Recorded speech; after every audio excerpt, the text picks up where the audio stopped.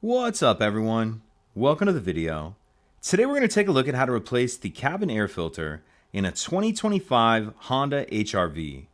Like I said, it's a 25 HR-V in this video, but it will be the same on a few different years. And I'll put a link in the description box of this video to where you can find these replacement cabin air filters if you're in need.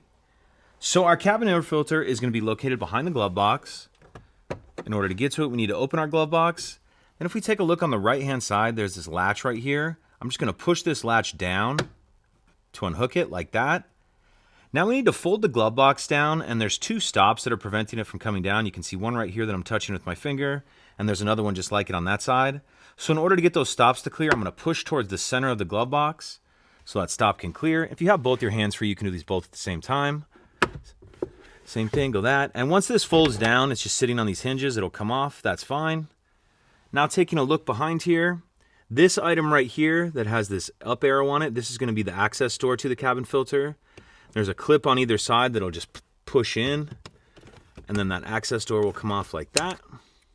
Once we get the access door off, we can see our actual filter right here. And this has a washable K&N filter, so this doesn't need to be replaced. It just needs to be cleaned.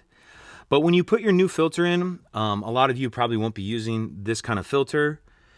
It'll just slide in like that, but on your filter, you want to pay attention to the airflow. So if you see right here, there's an airflow with an arrow pointing down. That's what you'll match up on your filter. On your filter, you want your airflow arrows pointing down, just like it says here.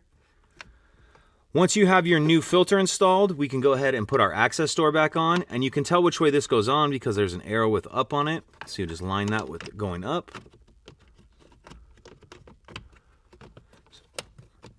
So go ahead and snap that on. Then we'll put our glove box back on, and there's these two hinges, one on either side, and that's what we'll line up in order to get our glove box back on. So just line those hinges up, and then push our glove box up till those two stops clear. And then the final thing we need to do is reattach this. So this will just come forward and then push up like that to lock into place. And that's it.